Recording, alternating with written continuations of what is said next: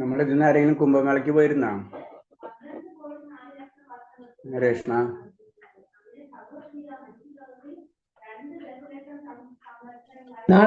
പോണെന്ന് ആഗ്രഹമുണ്ട്, പോയില്ല ഇതുവരെ. നാളെ പിന്നെ ഒന്ന് പിന്നെ ഒരു കാര്യം, ചിലപ്പോ നമ്മളെ ഗ്രൂപ്പ് അമ്പലത്തിൽ നിന്ന് ചിലപ്പോ വിളിക്കും. അതായത് ഒരു മെന്റർ ഗ്രൂപ്പ് ഉണ്ടാക്കിയിട്ടുണ്ട്. ഒരു നിങ്ങളെല്ലാവരെയും ചിലപ്പോൾ വിളിക്കും, ഓരോരുത്തരെ വിളിക്കും. എന്നിട്ട് ഫീഡ്ബാക്ക് ഒക്കെ ചോദിക്കും ക്ലാസ്സിന്റെ. ഒരു മെന്റർ ഗ്രൂപ്പ്, അതായത് അവര് ഓരോരുത്തരെ വിളിച്ചിട്ട് പിന്നെ അങ്ങനെ ക്ലാസ് എങ്ങനെ പോകുന്നുണ്ട്, നിങ്ങൾക്ക് വേറെ എന്തെങ്കിലും ഡൗട്ടുകൾ ഉണ്ടോ, അങ്ങനത്തെ കാര്യങ്ങളൊക്കെ, വല്ല ഇഷ്യൂസ് ഉണ്ടോ അതിന്റെ ക്ലാസ്സിനെ പറ്റിയും, അതുപോലെ തന്നെ നമ്മുടെ ഈ യാത്ര, അതായത് ഈ യാത്രയിൽ എന്താ പ്രശ്നങ്ങൾ എന്നൊക്കെ ചോദിച്ച് മനസ്സിലാക്കുക അവർ കേട്ടോ. അപ്പൊ അവര് വിളിക്കും. ഹരേഷ്ണ ഞാൻ പറയാം. പിന്നെ ഹരേഷ്ണ, പിന്നെ നമ്മൾ ഹിന്ദു മാതാജി ഒന്ന് നോട്ട് ചെയ്തോ? എന്താ പറയുന്നത്, നമ്മുടെ എത്ര പേര് മാല എത്ര ജപിച്ചത് എല്ലാവരും അതൊരു അക്കൗണ്ട് വേണത്. അവര് ചോദിക്കും എത്ര മാല ജപിച്ചു. അത് നമ്മളൊന്ന് മാതാജി 19 പേരല്ലേ ഉള്ളൂ. ഒന്ന് മാനുവലായിട്ട് ഇപ്പൊ സമയം ഉണ്ടെങ്കിൽ ഒന്ന് പറയാൻ പറ്റുമോ? പേരുണ്ടാ? ക്ലാസ് കഴിയുമ്പോഴേക്കും മാതാജി നോട്ട് ചെയ്താൽ മതി. പേര് നോട്ട് ചെയ്തിട്ടുണ്ടാ? അനിത മാതാജി 16. എല്ലാരും ഒന്ന് മാതാജി ഒന്ന് വിളിച്ച് ആരെങ്കിലും ചേഞ്ച് ഉള്ളവരൊന്ന് പറഞ്ഞോട്ടെ.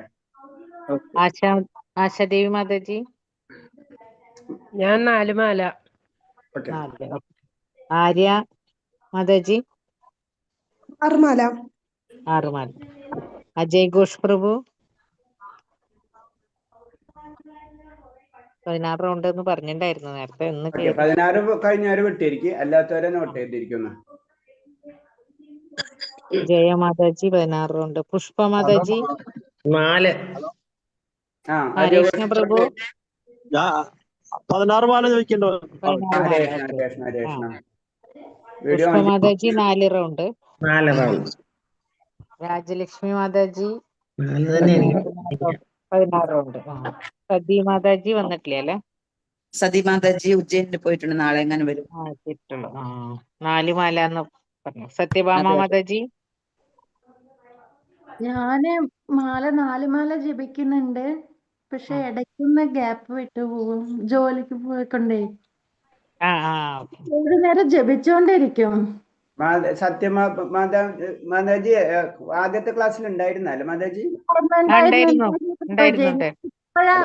ജോലിക്ക് പോകാൻ തുടങ്ങിയേ, വീട്ടിലുള്ളപ്പോ ജപിക്കുണ്ടായിരുന്നു.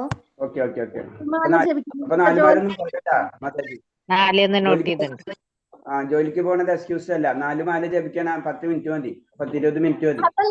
അതല്ല പ്രഭുജി, ഞാൻ ഏത് നേരം ജപിച്ചോണ്ടിരിക്കും. അപ്പൊ കറക്റ്റായിട്ട് ചെയ്യിക്കണം, കാലത്തും വൈകിട്ടും. ഒരു ചുരുങ്ങിയത് 8 മാല. മാതാജി ഇപ്പൊ ഒരു 3-4-5 മാസമായില്ലേ? അപ്പൊ പോരാ. ഞാൻ മാതാജി ഒരു പേര് കണ്ടപ്പോ ഒരു സംശയം തോന്നി. ഓക്കെ. അപ്പൊ മാതാജി നാമം ജപ കൂട്ടണം കേട്ടോ ഹരേഷ്ണ. ഓക്കെ സീതാ ലക്ഷ്മി മാതാജി അടുത്ത വിളിച്ചോളൂ. 15. അപ്പൊ കൂട്ടിയില്ലേ? 12-ന് 15ആയി. 12-ന് 15ആയി. കൂട്ടുകാർക്ക് ഒരു സ്പെഷ്യൽ അരിപോൽ കേട്ടാ. അരിപോൽ. ഹരേ കൃഷ്ണ. സെൽവരാജ് പ്രഭു 4 മാല. 4. ശോഭ മാതാജി 4. ഉഷ മാതാജി 16.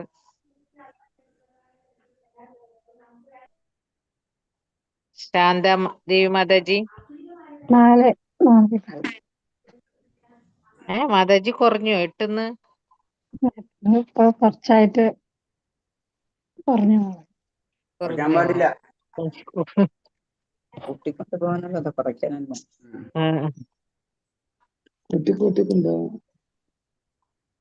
വത്സലദേവി മാതാജി 16 റൗണ്ട്. 16. വത്സലദേവി 16. മണികണ്ഠൻ പ്രഭു 16 മാല. പ്രഭു കയറിയിട്ടില്ലെന്ന് മണികണ്ഠൻ പ്രഭു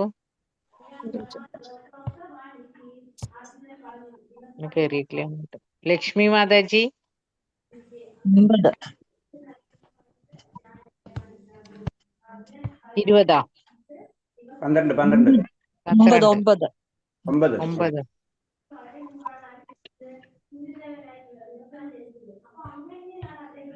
മാതാജി റെഗുലേറ്റീവ് പ്രിൻസിപ്പിൾസ് ഫോളോ ചെയ്യുന്നുണ്ടല്ലോ അല്ലെ? മാതാജിന് അന്ന് കിട്ടിയില്ല. ചെയ്യുന്നുണ്ട് മാതാജി. ഓക്കെ. ലക്ഷ്മി മാതാജി ജിതി പ്രഭു, ജിതി മാതാജി.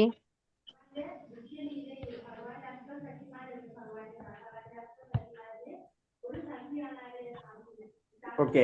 ഇല്ലാത്തവരും മാതാജി ഒന്ന് ഫോൺ വിളിച്ച് ചോദിച്ചാൽ മതി. ഓക്കെ. ലത മാതാജി.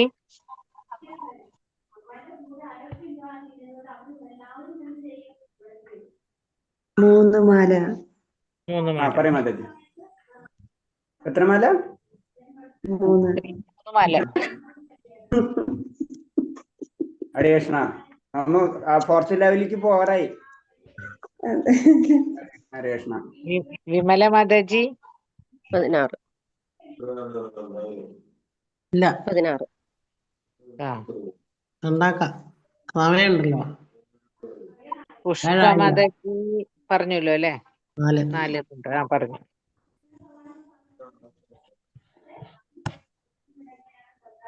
രമ്യ മാതാജി, രമ്യ വിനീഷ്. 4.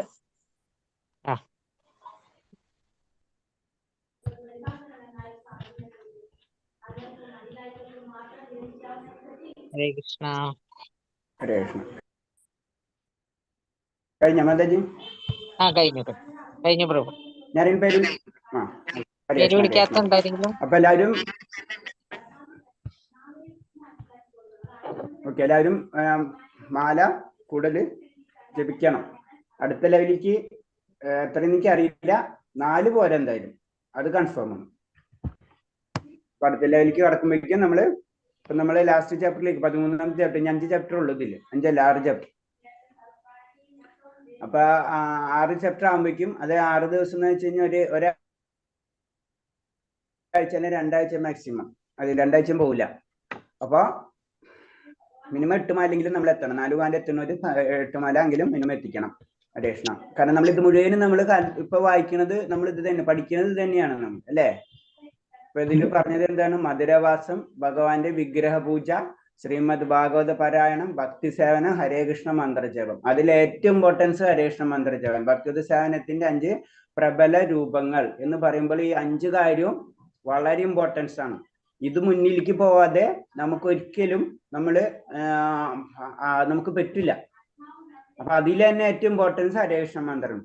അത് 16 മാല. അപ്പൊ നമ്മൾ 8 മാലെങ്കിലും മിനിമം നമ്മൾ ചെയ്യിച്ചിരിക്കണം. അപ്പൊ അതെല്ലാവരും ചെയ്യണം. കാലത്ത് ഒരു 4 മാല, വൈകിട്ട് ഒരു 4 മാല, അല്ലെങ്കിൽ കാലത്ത് 8 മാല, വൈകിട്ട് 8 മാല.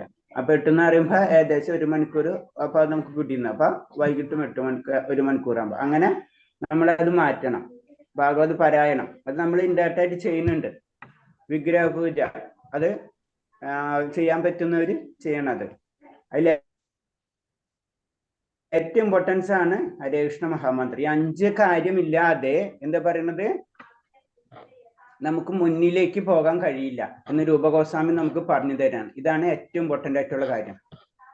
അപ്പൊ പിന്നെ അടുത്ത് പറഞ്ഞത്, വീട്ടിൽ വെച്ച് പൂജിക്കുന്ന ശ്രീമൂർത്തിയോട്, അതായത് കൃഷ്ണ വിഗ്രഹത്തോട് സ്നേഹമുള്ളയാൾ സമൂഹത്തോടും സുഹൃത്തുക്കളോടും മറ്റും ബന്ധം മറക്കും എന്ന് സാരം.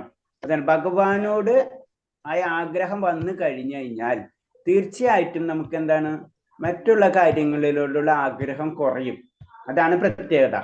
അതിനാൽ വീട്ടിൽ കൃഷ്ണ വിഗ്രഹം സ്ഥാപിച്ച സകുടുംബം അതിനെ ആരാധിക്കേണ്ടത് ഓരോരുത്തരുടെയും ധർമ്മമാണ്. അതാണ് നമ്മൾ വീടുകളിൽ പൂജാ റൂം നമുക്ക് വേണമെന്ന് പറഞ്ഞു. സാധാരണ രീതിയിൽ എല്ലാ വീട്ടിലും ഉണ്ടാവും പൂജാ റൂം, അല്ലെ? അപ്പൊ പൂജാ റൂം വേണം. ഒന്നും പറ്റില്ലെങ്കിലും ഭഗവാന്റെ ചിത്രം വെച്ചെങ്കിലും നമ്മൾ ആരാധിക്കണം. നമ്മൾ അതിനോട് ഒരു അടുപ്പം നമ്മൾ ഉണ്ടാക്കിയെടുക്കണം എന്നാണ് പറയുന്നത്. അതെല്ലാവരും, ഒരാളെന്നല്ല, വീട്ടിലെ എല്ലാവരും കൂടി ഇരുന്നിട്ട് ഭഗവാനെ ആരാധിക്കണം എന്നാ പറയുന്നത്. അപ്പൊ എല്ലാവരും നമ്മുടെ വീട്ടിൽ എല്ലാവരും അതേപോലെ അല്ലെങ്കിൽ അറ്റ്ലീസ്റ്റ് നമ്മളെങ്കിലും അത് ചെയ്യാൻ നമ്മൾ ശ്രമിക്കുക. അപ്പൊ പിന്നെ പതുക്കെ പതുക്കെ അവർ വരും. അല്ലാതെ നമ്മൾ വേറെ ഇതിലേക്ക് പോകരുത്. ഞാൻ ചെയ്യുന്നുണ്ടല്ലോ അങ്ങനെയൊന്നും പറയേണ്ട ആവശ്യമില്ല. നമ്മൾ ചെയ്യുക ഫസ്റ്റ്, അതാണ് പറഞ്ഞത്. അങ്ങനെ വരുമ്പോൾ ഓട്ടോമാറ്റിക് ആയിട്ട് അവർ നമ്മളിലേക്ക് വരും. അല്ലെങ്കിൽ വിചാരിക്കുക ഓരോരുത്തർക്കും ഒരു കർമ്മബലമുണ്ട്, അങ്ങനെ വിട്ടുകളയാം. നമ്മൾ ഓരോരുത്തരുടെയും ധർമ്മമാണ്. പിന്നെ ക്ലബ്ബിൽ പോക്ക്, സിനിമാശാല, നൃത്ത കേന്ദ്രം തുടങ്ങിയ സന്ദർശനം, പുകവലി, മദ്യപാനം തുടങ്ങിയ അനാവശ്യമായ പ്രവർത്തനങ്ങളിൽ നിന്ന് രക്ഷപ്പെടാൻ ഏറ്റവും നല്ല മാർഗമാണിത്. അപ്പൊ ഭൗതികമായി ചിന്തിച്ചു നോക്കിയാലും നമുക്ക് എന്താണ്, ഇത് നല്ല കാര്യം തന്നെയാണ്. കാരണം ഒരു അനാവശ്യമായിട്ടുള്ള ഒരു സമയം കളയലാണ് ഈ ക്ലബ്ബിൽ പോക്ക്. അല്ല, നമ്മുടെ നാട്ടിലില്ല, അത് ഇംഗ്ലീഷുകാരെ സംബന്ധിച്ചാണ് അത് സ്പെഷ്യലായിട്ട് പറഞ്ഞിട്ടുള്ളത്. സിനിമാശാല, അതായത് അനാവശ്യമായിട്ടുള്ള നേരം പോക്കിലേക്ക് നമ്മൾ കളയരുത്. കാരണം നമുക്ക് വളരെ കുറച്ച് സമയം മാത്രം നമുക്കുള്ള ജീവിതത്തിൽ, നല്ലൊരു സമയം എന്ന് പറയുന്നത് അല്ലെ. സാധാരണ നിന്ന് നമുക്കറിയാം 20 വയസ്സ് വരെ നമുക്ക് തന്നെ അറിയില്ല നമ്മൾ എന്താണ് ചെയ്യുന്നത് അല്ലെ. ഒരു 40 വയസ്സ് വരെ വീണ്ടും എന്താണ് പറയുക, ഓട്ടണം നമ്മൾ അല്ലെ. പിന്നീട് നമുക്ക് കണ്ണുറന്ന് നോക്കത് എന്താണ് സംഭവിക്കുന്നത് അല്ലെ. അപ്പൊ പിന്നെയും കുറച്ച് സമയം നമ്മളെ പോകേണ്ട സമയമായി തുടങ്ങണം. അപ്പൊ വളരെ കുറച്ച് സമയമുള്ളൂ നമുക്ക് കിട്ടുന്നത്. അത് നമ്മൾ നല്ല രീതിയിൽ നമ്മൾ ഉപയോഗിക്കണം എന്ന് തന്നെ പറയണം. അതേപോലെ തന്നെ പുകവലി, മദ്യപാനം തുടങ്ങിയ അനാവശ്യമായ പ്രവർത്തനങ്ങൾ ഒക്കെ ലഹരി, അത് നമുക്ക് യമൻ നിയമങ്ങളിൽ വരുന്നതാണ്. ലഹരി പദാർത്ഥങ്ങളും അങ്ങനത്തെ കാര്യങ്ങളൊക്കെ നമ്മൾ ഒഴിവാക്കണം എന്നുള്ളത് അല്ലെ. അപ്പൊ രൂപഗോസ്വാമി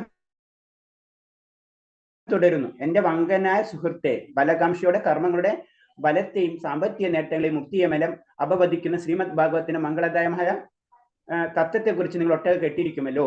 ഇനിയിപ്പോൾ ഭഗവാന്റെ ലീലാവിലാസങ്ങളെ കുറിച്ച് വർണ്ണിക്കുന്ന ഭാഗവത്തിന്റെ ദശമസ്കന്ധത്തിലെ ശ്ലോകങ്ങൾ ക്രമേണ നിങ്ങളുടെ കർണങ്ങളിലൂടെ ഹൃദയത്തിലെത്തുമെന്ന കാര്യം തീർച്ചയായി. അപ്പൊ എന്താണ്, നമുക്ക് ഭൗതികമായിട്ടുള്ള നേട്ടങ്ങളും പിന്നെ മുക്തിപരമായിട്ടുള്ള കാര്യങ്ങളൊക്കെ നമ്മളെ വേദങ്ങളിലും എല്ലാ പുരാണങ്ങളിലും ഒക്കെ നമുക്ക് പറഞ്ഞിട്ട് തന്നിട്ടുണ്ട്. അപ്പൊ അതിന് അതൊക്കെ നിങ്ങൾ കേട്ടിട്ടുണ്ടാവുമല്ലോ. ഇനി കേൾക്കൂ. കാരണം ദശമസ്കന്ധം 10ാം സ്കന്ധത്തിലാണ് ശരിക്കും നമുക്കറിയാം. 12 സ്കന്ധം ഉണ്ടെന്ന് അറിയാം. അതിൽ 10ാം സ്കന്ധത്തിലാണ് ഭഗവാനെ പറ്റി വിശദമായിട്ട് വർണ്ണിച്ചിട്ടുള്ളത്. അതാണ് നമ്മൾ പോകുന്നതും 1, 2, 3 4 അങ്ങനെ ഓർഡറിലായിട്ടാണ് പോകേണ്ടത്. അതാണ് നമ്മൾ പറഞ്ഞ ഇപ്പൊ തന്നെ ക്ലാസ് സ്റ്റാർട്ട് ആയിട്ടുണ്ട്. അത് ക്ലാസ് ജോയിൻ ചെയ്യാം. 1ാമത്തെ സ്കന്ധമായിട്ടുള്ളൂ. അപ്പൊ പതുക്കെ 10ാം സ്കന്ധത്തിലേക്ക് നമ്മൾ എത്തണം. അപ്പൊ 10ാം സ്കന്ധത്തിൽ എന്താണ് പറഞ്ഞത്, അത് നിങ്ങളുടെ കർണങ്ങളിലൂടെ ഹൃദയത്തിലെത്തുന്ന കാര്യം തീർച്ചയാണ്. അതെന്താണ്, പ്രേമാണ്. ഭഗവാന്റെ പ്രേമം, ആ പ്രേമത്തിന്റെ കാര്യങ്ങളാണ് മെയിൻ ആയിട്ട്. അല്ലെങ്കിൽ ഭഗവാൻ ശ്രീകൃഷ്ണനെ പറ്റി ഡീറ്റെയിൽ ആയിട്ട് വർണ്ണിച്ചിരിക്കുകയാണ് ഏത് 10ാം സ്കന്ധത്തില്. അപ്പൊ അതിലേക്ക് ഉയരണമെങ്കിൽ, അതിൽ പറഞ്ഞിട്ടുള്ള കാര്യങ്ങൾ ശരിക്കും നമുക്ക് മനസ്സിലാവണമെങ്കിൽ, ആ പ്രേമതലത്തെ എന്താണെന്ന് മനസ്സിലാവണമെങ്കിൽ നമ്മളാണ് ഭക്തിയുദ്ധ സേവനങ്ങൾ ചെയ്യണം. അല്ലാതെ ഒറ്റയടിക്ക് നമ്മൾ 10ാം സ്കന്ധം വായിക്കാൻ പാടില്ല എന്നാ പറയുന്നത്. സാമ്പത്തിക ലാഭം, അനുഷ്ഠാനപരമായ കർമ്മങ്ങളുടെ ഫലം, സായുജ്യം എന്നിവയെല്ലാം ചപ്പു ചവറ് പോലെ എറിഞ്ഞു കളയാതെ ശ്രീമദ് ഭാഗവതം മനസ്സിലാക്കാനാവില്ലെന്ന് ഭാഗവതത്തിന്റെ തുടക്കത്തിൽ തന്നെ പറഞ്ഞിട്ടുണ്ട്. അപ്പൊ നമ്മൾ എന്താണ്, നമുക്ക് രണ്ട് ലോകങ്ങളാണ്. ഒന്ന് ഭൗതിക ലോകവും ഒന്ന് ആത്മീയ ലോകം. ഭൗതിക ലോകം വിടാതെ ആത്മീയ ലോകത്തിലേക്ക് കടക്കാൻ കഴിയില്ല. അതാണ് പറഞ്ഞത്. ഭൗതിക ലോകത്തിലുള്ള എല്ലാ കാര്യങ്ങളും ചപ്പു ചവറിനോട് തുല്യം മാറ്റി വെച്ചിരിക്കുന്നത്. അത് മനസ്സിലാക്കാൻ, ഇത് ചവറാണെന്ന് മനസ്സിലാവാതെ നമുക്ക് ഭാഗവതം മനസ്സിലാവില്ല എന്നാ പറയുന്നത്. ഭക്തിയുദ്ധ സേവനത്തെ കുറിച്ച് മാത്രമാണ് ഭാഗവതം പറയുന്നത്. അതിൽ വേറൊരു കാര്യം സംസാരിക്കണില്ല. പരിത്യാഗത്തിന്റെ സത്ത് ഉൾക്കൊണ്ട് ശ്രീമദ് ഭാഗവതം പഠിക്കുന്ന ആളിന് മാത്രമേ ദശമസ്കന്ധത്തിൽ വിവരിച്ചിരിക്കുന്ന ഭഗവാന്റെ ലീലാവിലാസങ്ങൾ മനസ്സിലാക്കാൻ പറ്റുള്ളൂ. അപ്പൊ എന്താണ്, എല്ലാതും വിട്ട്, സർവധർമ്മ പരിത്യജ്, എല്ലാതും വിട്ടിട്ട് ആ അവസ്ഥയിൽ എത്തുന്നവർക്ക് മാത്രമേ ഭഗവാന്റെ ദശമസ്കന്ധം, അതായത് ഭാഗവതത്തിന്റെ ദശമസ്കന്ധം മനസ്സിലാവുള്ളൂ. കാരണം അതിൽ ഭഗവാന്റെ ലീലാവിലാസങ്ങളാണ് നടക്കുന്നത്. അപ്പൊ ലീലകളാണ് ഭഗവാൻ സ്വയം അവതരിച്ച് ഭഗവാന്റെ ആ ലീലകളാണ് അതിൽ നടക്കുന്നത്. അത് മനസ്സിലാക്കണമെങ്കിൽ എന്ത് ചെയ്യണം, നമ്മൾ പരിത്യാഗം, അതായത് കൺട്രോൾ, നമ്മളെ ഇന്ദ്രിയങ്ങളെ നിയന്ത്രിക്കണം. അപ്പൊ ഇന്ദ്രിയങ്ങളെ നിയന്ത്രിച്ചതിന് ശേഷമേ നമുക്ക് എവിടേക്ക് കടക്കാൻ പറ്റുള്ളൂ, ഭഗവാന്റെ ദശമസ്കന്ധം എന്താണെന്ന് മനസ്സിലാക്കാനും അതിലേക്ക് നമുക്ക് കടക്കാൻ കഴിയുള്ളൂ. ആ രുചി നമുക്ക് അറിയാൻ കഴിയുള്ളൂ എന്ന് പറയുന്നത്. അപ്പൊ അതാണ് പ്രത്യേകത. അപ്പൊ അത് നമ്മൾ നിർത്തണം പതുക്കെ. അപ്പൊ അതിനു വേണ്ടിയാണ് നമുക്കറിയാം മഹാമന്ത്രത്തിന്റെ പ്രത്യേകത അറിയാം. അതെന്താണ്, നമ്മൾ ഇന്നലെ പഠിച്ചതല്ല, അതീന്ദ്രിയ അവസ്ഥയിലേക്ക് നമ്മളെ പവിത്രീകരിക്കുകയും ചെയ്യും, കൂടാതെ നമ്മൾ അതീന്ദ്രിയ അവസ്ഥയിലേക്ക് കൊണ്ടുപോകും. അതാണ് ഇതിന്റെ പ്രത്യേകത. അതാണ് മന്ത്രത്തിന്റെ പ്രത്യേകത എന്ന് പറയുന്നത്. പൊതുവെ ആളുകൾ സമൂഹം, സൗഹൃദം, പ്രേമം എന്നിവയിൽ ആകർഷിക്കപ്പെടും. സാധാരണ എല്ലാവരും നമ്മൾ സുഹൃത്ത് വലയാണെങ്കിലും അതുപോലെ തന്നെ സമൂഹമാണെങ്കിലും കുടുംബം ഇതിനോടൊക്കെ ആകർഷിക്കപ്പെട്ടിരിക്കും അല്ലെ. ഈ ഭൗതിക മാലിന്യങ്ങളെ വളർത്താൻ വിശുദ്ധമായ ക്രമീകരണങ്ങളും ഊർജ്ജസ്വലമായ പ്രയത്നങ്ങളും അവർ ചെയ്യാറുണ്ട്. അപ്പൊ എന്താണ് ഈ ഭൗതികമായിട്ടുള്ള, ഇപ്പൊ നമുക്കറിയാം ഭൗതിക നേട്ടങ്ങൾക്ക് വേണ്ടി പല കാര്യങ്ങൾ ചെയ്യും. ഒരു സ്നേഹബന്ധം നിലനിർത്താൻ വേണ്ടി പല കാര്യങ്ങളും നമ്മൾ ചെയ്യും അല്ലെ. ഇത് അത് ശരിക്കും ആചാര്യന്മാരെ ലെവലിൽ ചിന്തിക്കുമ്പോൾ ഇതൊക്കെ മാലിന്യങ്ങളാണെന്ന് പറയും. ഇതുള്ള മാലിന്യങ്ങൾ എന്ന് പറഞ്ഞാൽ ഇതൊക്കെ ബന്ധനങ്ങളാണ്. നമ്മളെ ബന്ധനങ്ങൾ ഉള്ളിടത്തോളം കാലം നമുക്ക് ഈ ഭൗതിക ലോകത്തിൽ തന്നെ നിലനിൽക്കേണ്ടി വരും. നമ്മൾ കർമ്മങ്ങൾ ചെയ്തുകൊണ്ടേയിരിക്കും, കർമ്മബന്ധനങ്ങളിൽ നമ്മൾ പെട്ടുകൊണ്ടേയിരിക്കും. അപ്പൊ അത് കുറയ്ക്കുക എന്ന് പറഞ്ഞത് ഭൗതിക ലോകത്തിൽ ബുദ്ധിമുട്ടാണെന്ന് ഭഗവാൻ തന്നെ പറഞ്ഞു തന്നിട്ടുള്ളതാണ് അല്ലേ. ദേവി ഹേഷി ഗുണമായ മമ്മായ ദുരത ഭഗവാൻ തന്നെ പറഞ്ഞു. അപ്പൊ എന്താണ് കുറയ്ക്കാനുള്ള മാർഗങ്ങളിൽ ഒന്നാണ് ഹരേകൃഷ്ണ മഹാമന്ത്രം. അത് നമ്മൾ ചൊല്ലിയേ പറ്റൂ, അതിന് ഒരു ഓപ്ഷനും ഇല്ല. നമുക്ക് ഭഗവാനിലേക്ക് അടുക്കാൻ ആഗ്രഹമുണ്ടെന്ന് വെച്ച് കഴിഞ്ഞാൽ ഭഗവാന്റെ നാമം ജപിക്കണം. അതാണ് ആ 5 പ്രധാന കാര്യത്തിൽ ഒരെണ്ണ ഹരേകൃഷ്ണ മഹാമന്ത്രം, മൂർത്തി ആരാധന, മധുരവാസം, ഇങ്ങനെ നമ്മളോട് പറഞ്ഞു, ഭക്തിയുദ്ധ സേവനം, ഇത്ര കാര്യങ്ങൾ നമ്മളോട് പറഞ്ഞു. ഇത് നമ്മൾ ചെയ്താലേ നമ്മൾ അടുത്ത സ്റ്റെപ്പിലേക്ക് കടക്കുള്ളൂ. എന്നാൽ രാധയെയും കൃഷ്ണന്റെയും ശ്രീമൂർത്തികളെ ദർശിക്കുക എന്നാൽ ഭൗതിക സമ്പർക്കത്തിലെ പ്രയത്നങ്ങൾ മറന്നു കളയാമെന്നാണ്. അതാണ് ഭഗവാൻ മൂർത്തി ആരാധനയ്ക്ക് ഇമ്പോർട്ടൻസ് പറയുന്നത്. ഭഗവാന്റെ രൂപത്തെ ഭഗവാൻ നമ്മളെ ആകർഷിക്കുകയാണ്. അപ്പൊ മറ്റുള്ള കാര്യങ്ങൾ നമ്മൾ പതുക്കെ മറക്കും. സൗഹൃദം, സ്നേഹം എന്നിങ്ങനെ ഭൗതിക ബന്ധത്തെ പുകഴ്ത്തുകയും ശ്രീമൂർത്തിയെ, അതായത് ഗോവിന്ദന്റെ സാന്നിധ്യത്തെ ഇകഴ്ത്തുകയും ചെയ്യുന്നതായി തോന്നുന്ന മട്ടിലാണ് രൂപഗോസ്വാമിയുടെ രചന. അതെന്ന് പറയണമെന്ന് വെച്ച് കഴിഞ്ഞാൽ സുഹൃദം, സ്നേഹം എന്നിവയുള്ള ഭൗതിക ബന്ധനത്തെ പുകഴ്ത്തുകയും ഭൗതിക ബന്ധനം ശ്രീമൂർത്തി, അതായത് ഗോവിന്ദന്റെ സാന്നിധ്യം ഇകഴ്ത്തുകയും ചെയ്യുന്ന തോന്നിൽ ആണ് രൂപഗോസ്വാമിയുടെ രചന. അതെന്താണ് ഭൗതികവാദികൾ ചെയ്യുന്ന രീതിയാണത്. കൃഷ്ണനുമായി ബന്ധപ്പെട്ട കാര്യങ്ങൾ ആസ്വദിക്കുന്നതിന്റെ അതീന്ദ്ര സ്വഭാവം രൂപഗോസ്വാമി വിവരിച്ചിട്ടുണ്ട്. എങ്ങനെയാണ് ഭഗവാന് ബന്ധപ്പെട്ടുള്ള കാര്യങ്ങൾ എങ്ങനെയാണ് നമ്മൾ ആസ്വദിക്കുന്നത് അതിനെപ്പറ്റി പറയണു. എന്റെ കണ്ണീര് കൊണ്ട് അദ്ദേഹം എന്നെ പരാജയപ്പെടുത്തിയതും അത്ഭുതകരമായിരിക്കും. ശേഷം ചെയ്യപ്പെട്ട ഭഗവത് സ്വരൂപം കണ്ടതിന് ശേഷം എന്റെ ശരീരം വിറകൊണ്ട് ഭൗതിക കർമ്മങ്ങൾ ചെയ്യുന്നതിൽ നിന്നും എനിക്ക് കാര്യത്തിൽ ചെറിയ കുറെ മിസ്റ്റേക്കുകളുണ്ട്. ആരെങ്കിലും ബുക്ക് ഉണ്ടോ? അതൊന്ന് വായിക്കാൻ പറ്റുമോ? ഈ സെന്റൻസ് കുറെ മിസ്റ്റേക്ക് സ്ലൈഡില്. എന്റെ കണ്ണുനീര് കൊണ്ട് അഭിഷേകം ചെയ്യപ്പെട്ട ഭഗവത് സ്വരൂപം കണ്ടതിന് ശേഷം ഇവിടെ നിന്ന് വായിക്കും മതി. എന്റെ കണ്ണീര് കൊണ്ട് അഭിഷേകം ചെയ്യപ്പെട്ട ഭഗവത് സ്വരൂപം കണ്ടതിന് ശേഷം എന്റെ ശരീരം വിറകൊണ്ടതും ഭൗതിക കർമ്മങ്ങൾ ചെയ്യുന്നതിൽ അദ്ദേഹം എന്നെ പരാജയപ്പെടുത്തിയതും അത്ഭുതകരമായിരിക്കുന്നു. ഓക്കെ. അപ്പൊ ഭഗവാനെ കണ്ണീര് കൊണ്ട് അഭിഷേകം ചെയ്യാണ് അല്ലെ നമ്മുടെ ഒരു ഭക്തൻ അല്ലെ. അങ്ങനെ എന്ത് പറഞ്ഞ കണ്ണീര് കൊണ്ട് അഭിഷേകം ചെയ്ത് പിന്നെ എന്താ പറഞ്ഞത് ഭഗവത് സ്വരൂപം. അപ്പൊ അങ്ങനെ കണ്ണീര് കൊണ്ട് അഭിഷേകം ചെയ്യുന്ന ഭഗവാന്റെ രൂപത്തെ പറ്റി ആ ഭക്തൻ ചിന്തിക്കുകയാണ്. അപ്പൊ എന്താണ് അതിനുശേഷം എന്താണ് അത്ഭുതകരമായിട്ടുള്ള ആ രൂപം ആ വ്യക്തി കാണാണ്. അപ്പൊ ആ വ്യക്തിക്ക് ഉണ്ടാവുന്ന ആ ഭക്തൻ ഉണ്ടാവുന്ന ഭാവമാറ്റാണ് പറഞ്ഞത് ആ ശരീരം വിറകൊള്ളും.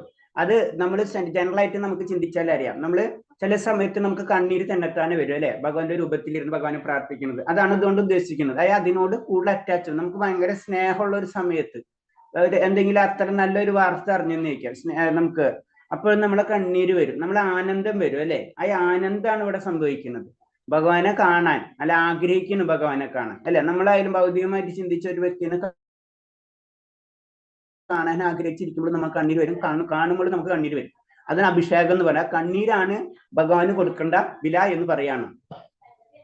എപ്പോഴും അദ്ദേഹം യഥാർത്ഥ ഭക്തനെ കണ്ടുമുട്ടാൻ ഭാഗ്യമുണ്ടാകുന്ന നിമിഷം തന്നെ കൃഷ്ണനെ കുറിച്ച് കേൾക്കാനും മനസ്സിലാക്കുന്ന ഔത്സുക്യത്തിന് അടുത്ത് പോകാൻ ഞാൻ ആഗ്രഹിക്കുന്നു.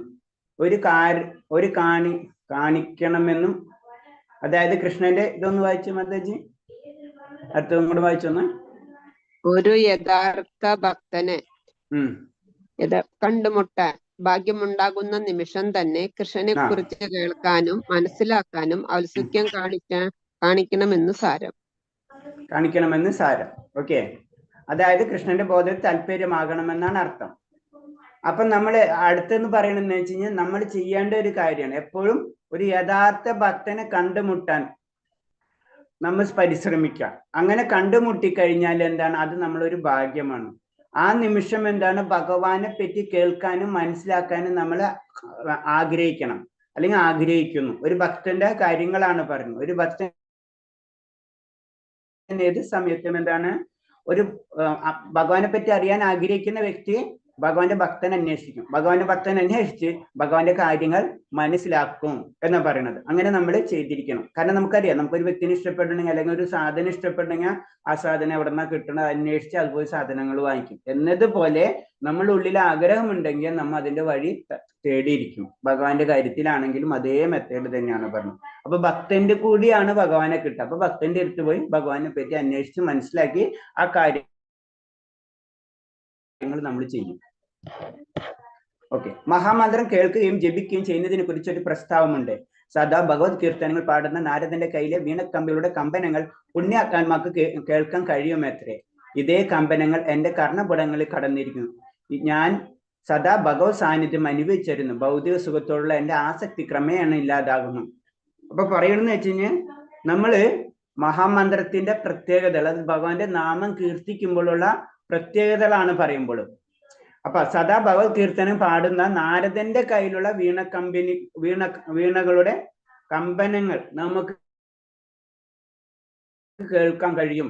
അതായത് ആയ സീക്വൻസ് ഉണ്ടല്ലോ, അത് റിതം ഉണ്ടല്ലോ, അത് കണക്റ്റ് ആവും. അതായത് ഭക്തന് മനസ്സിലാവുന്ന ഒരു അവസ്ഥയിലേക്ക് നമ്മൾ പോകുന്ന പറയുന്നത്. അതാണ് ഇതിൽ പറഞ്ഞത്. അപ്പൊ നാരദൻ ആരാണ്? ഭഗവാന്റെ പരമഭക്തനാണ് അല്ലെ. അപ്പൊ നാരദനും കീർത്തിച്ചുകൊണ്ടിരിക്കുകയാണ് ഭഗവാൻ അല്ലെ.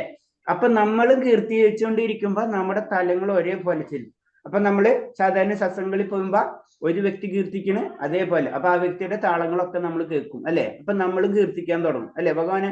എന്നതുപോലെ നമ്മൾ അതീന്ദ്ര അവസ്ഥയിലേക്ക് കടക്കുമ്പോൾ ഭക്തന്മാരായിട്ട് നമുക്കൊരു കണക്ഷൻ വരും. അതാണ് ചുരുക്കം. ഇതേ കമ്പനങ്ങൾ, അതാണ് പറഞ്ഞത്, ഇതേ കമ്പനങ്ങൾ എന്റെ കർണപുടങ്ങളിൽ കടന്നിരിക്കുന്നു. അതായത് നാരദൻ ഭഗവാനെ സ്തുതിക്കുന്നത് ഈ വ്യക്തി കേൾക്കാൻ തുടങ്ങും. അതോടുകൂടി എന്താണ്, ഭൗതിക സുഖത്തോടുള്ള എന്റെ ആസക്തി ക്രമേണ ഇല്ലാതാകുന്നു. അതോടുകൂടി അതാണ് ഫൈനലിന് ശരിക്കും മനസ്സിലാവണം.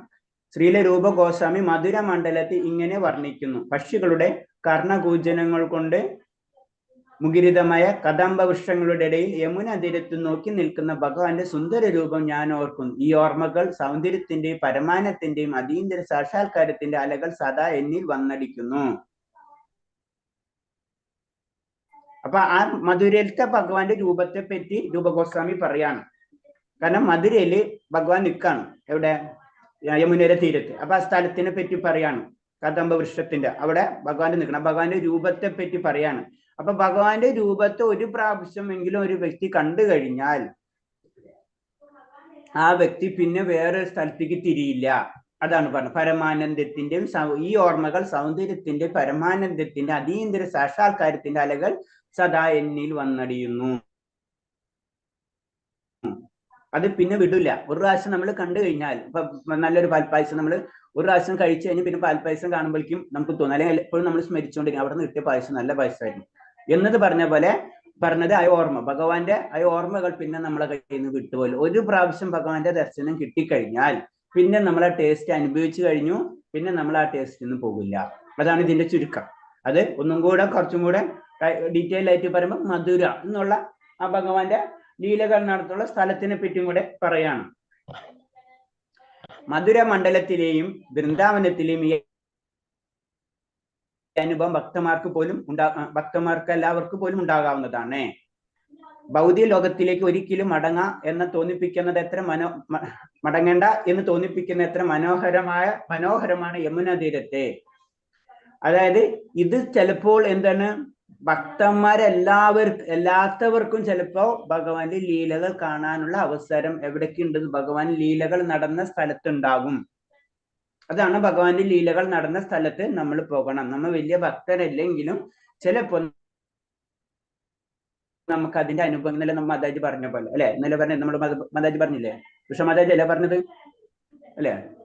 അപ്പൊ അങ്ങനത്തെ അനുഭവങ്ങൾ നമുക്ക് ഉണ്ടാവും എന്നാ പറയുന്നത്. ഭക്തന്മാർക്ക് എല്ലാത്തവർക്കും ഉണ്ടാകുന്നുണ്ടേ ഭൗതിക. നമ്മൾ എല്ലാവരും ഭക്തർ ജനറൽ ആയിട്ട് പറഞ്ഞു, ഭക്തർ ഉന്നത തലത്തിലുള്ളവർക്ക് എപ്പോഴും അനുഭവമായിരിക്കും നമ്മളെ പോലെയുള്ള. ഇപ്പൊ മാതാജിക്ക് നല്ല ഭക്തിയാണ്, ഞാൻ അതല്ല പറയുന്നത്.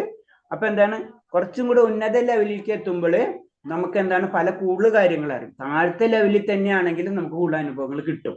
അത് പ്രത്യേകിച്ചും ഭഗവാന്റെ ലീലകൾ നടന്ന സ്ഥലം, അത് മധുരഭാസത്തിന്റെ ഇമ്പോർട്ടൻസ് നമുക്ക് പറഞ്ഞു തരാണ്. അല്ലെങ്കിൽ ആത്മീയമായിട്ടുള്ള സ്ഥലങ്ങൾ, ഭഗവാന്റെ ലീലകൾ നടന്ന സ്ഥലങ്ങള് നമ്മൾ പോണം, കാണണം, കേൾക്കണം എന്ന് പറയുന്നതിന്റെ കാര്യം നമ്മൾ ഭക്തിയിലേക്ക് നമ്മൾ ഉയർത്തുന്നത്. ആ ലീലകൾ ചിലപ്പോൾ നമുക്ക് ഭാഗ്യം ഉണ്ടെങ്കിൽ പലതും കാണാനും കേൾക്കാനും അനുഭവിക്കാനും നമുക്ക് കഴിയും. ഭൗതിക ലോകത്തെ ഒരിക്കലും മടങ്ങണ്ട എന്ന് തോന്നിപ്പിക്കുന്ന അത്ര മനോഹരമാണ് യമുന തീരത്തെ. അപ്പൊ ആ യമുന തീരത്തിന്റെ സ്ഥലം പറയാ, ആത്മീയത തുളുമ്പി നിൽക്കുന്ന സ്ഥലത്തിന്റെ പ്രത്യേകത പറയാണ്. 84 ചതുരശ്ര മൈൽ വിസ്താരത്തിലുള്ള മധുര മണ്ഡലം, ആ സ്ഥലം പറയാണ്, ആ ഏരിയ പറയാണ്. ഭൗതിക ലോകത്ത് ഏകദേശം 84 ചതുരശ്ര മൈലാണെന്ന് പറയാണ്.